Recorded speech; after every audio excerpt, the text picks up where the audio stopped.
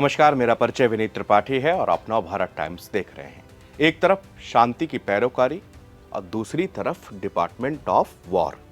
अमेरिकी राष्ट्रपति Donald Trump की दूसरी पारी में अजीबोगरीब फैसले लिए जा रहे हैं। ट्रंप ने एक और नए फैसले पर एक दिन पहले हस्ताक्षर किए।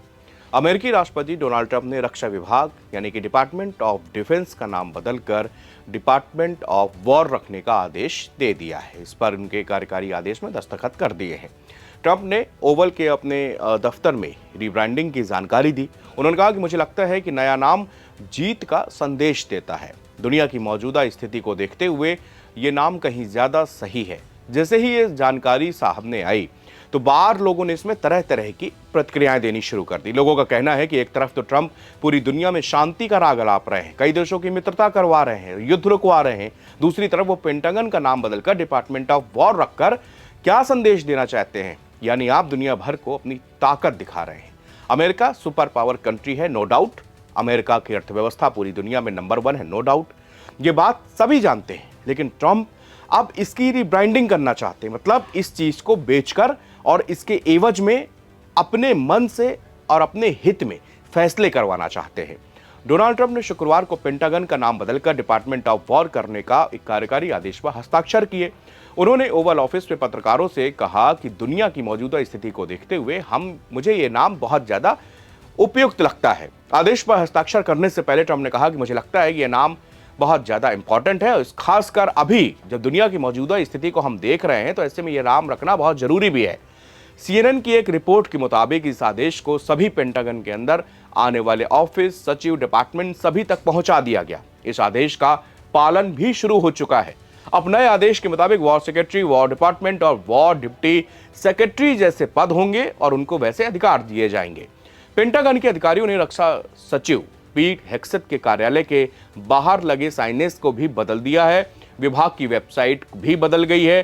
पुरानी वेबसाइट हुआ करती थी defense.gov, उसको बदल के अब war.gov कर दिया गया है।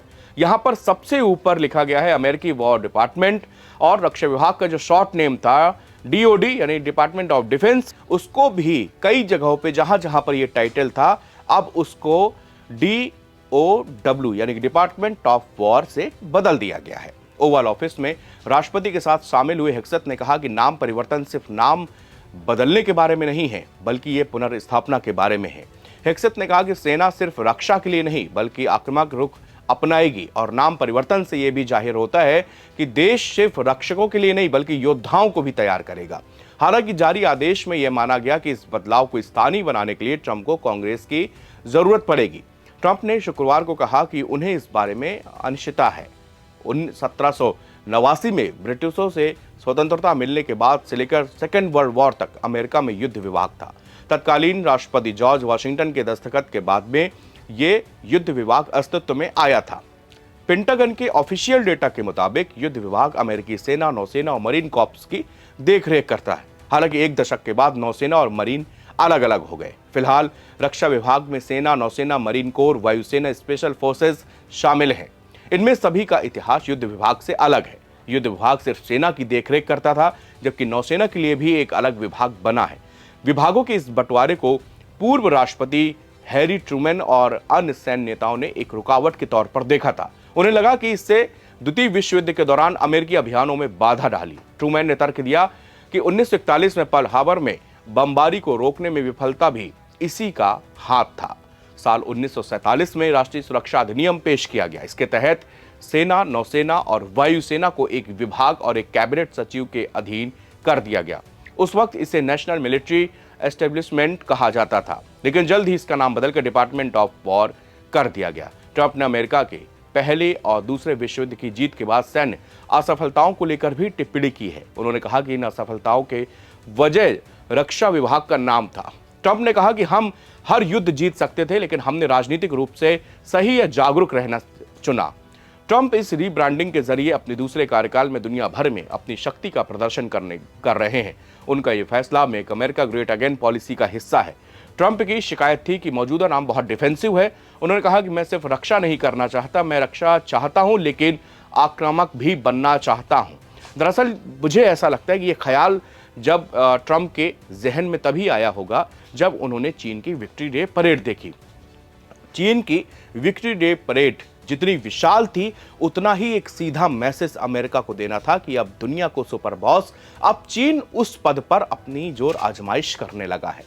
नो डाउट अमेरिका और चीन के बीच में संबंध हमेशा से खराब रहे हैं और इस वजह से आज जब चीन ने पूरी दुनिया के सामने अपनी सैन्य ताकत का प्रदर्शन किया, तब पूरी दुनिया चौंक गई। एक से बढ़कर एक हथियार थे, न्यूक्लियर मिसाइलें वहां पर तैनात थी, अलग अलग फोर्सेस वहां पर तैनात थी। इसके अलावा जो हाई टेक मिसाइलें वो भी उसमें दिखाई गई। Steel fighter jet 4th 5th generation के वो भी उस परेड का हिस्सा था। और इस परेड में सबसे बड़ी बात थी कि इसमें अमेरिका के कहे जाने वाले दुश्मन भी शामिल थे, यानी कि ईरान के सर्वोच्च नेता वहां पर मौजूद थे, north Korea Kim Jong Un वहां पर मौजूद थे, व्लादिमीर पुतिन वो भी वहां पर मौजूद थे। और इन तीनों की नेताओं की तस्वीरें सोशल मीडिया पर वायरल हुई, जिसके बाद ट्रंप बिल्कुल बौखला भी गए थे और उन्होंने चीनी राष्ट्रपति शी जिनपिंग से एक बात कही कि सेकेंड वर्ल्ड वॉर के दौरान चीनी लोगों को बचाने के लिए न जाने कितने अमेरिकी योद्धाओं ने अपने जान दिए। मुझे लगता है कि आप उस बलिदान को नहीं भूलेंगे, आप उस बलिदान को हमेशा याद रखेंगे। ये ट्वीट उनका वायरल हुआ इस परेड की इस तस्वीरों के आने के बाद।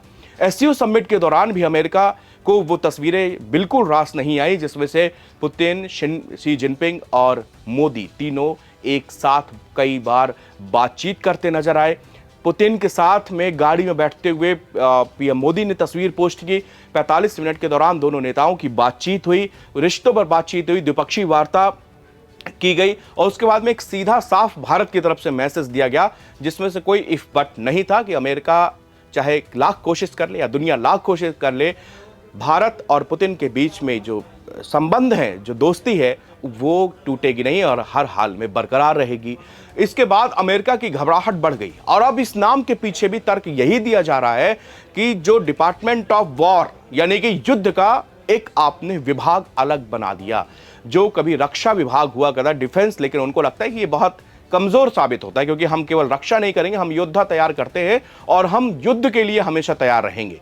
वो कहते हैं कि शांति होनी चाहिए, लेकिन शांति तभी होती है जब आपके पास स्ट्रेंथ होती है, जब आपके पास ताकत होती है। और बार बार ट्रंप दुनिया भर में जहां भी युद्ध को रुकवाने की बात कर रहे हैं, शांति स्थापना की बात कर रहे हैं, उस जगह पर वो बार बार इस बात को जोर देते हैं कि दुनिया के साथ अगर मैं बिजनेस करना बंद कर दूंगा, उनको इकोनॉमी के तौर पर मैं तोड़ूंगा, तो ये युद्ध अपने आप रुक जाएंगे। भारत और अमेरिका के माफ कीजिएगा, भारत और पाकिस्तान के बीच में जब ऑपरेशन सिंदूर हुआ, उस दौरान जब बार बार अपनी इस सीज फायर दोनों देशों को लेकर 42 बार ज्यादा वो इसका श्रेय ले चुके हैं और इसके पीछे का जो कारण बताते हैं वो यही बताते हैं कि बिजनेस, मैंने साफ तौर पर कहा कि भैया युद्ध बंद कर दो, नहीं हम आपके साथ में बिजनेस करना बंद कर देंगे। हालांकि भारत ने बार बार पार्लियामेंट के अंदर तक इस बात को खारिज कर दिया कि कहीं किसी का तीसरे देश का रोल इस सीज फायर में नहीं था। पाकिस्तान के डीजीएमओ ने हमारे डीजीएमओ को कॉल की, दोनों स्तर की बातचीत हुई, उसके बाद ये सीज फायर का फैसला लिया गया। लेकिन फिलहाल अब अमेरिका में चर्चा इस बात की है कि डिपार्टमेंट ऑफ वॉर कर दिया गया है, तो इसमें अमेरिका क्या पूरी दुनिया के सामने पेश करना चाहता है और वो कितनी ताकत के बल पर और किन देशों को वो झुकाने के लिए और क्या नया करने के लिए ट्रंप ऐसे कार्यकारी आदेश पर हस्ताक्षर कर रहे हैं। शुक्रिया।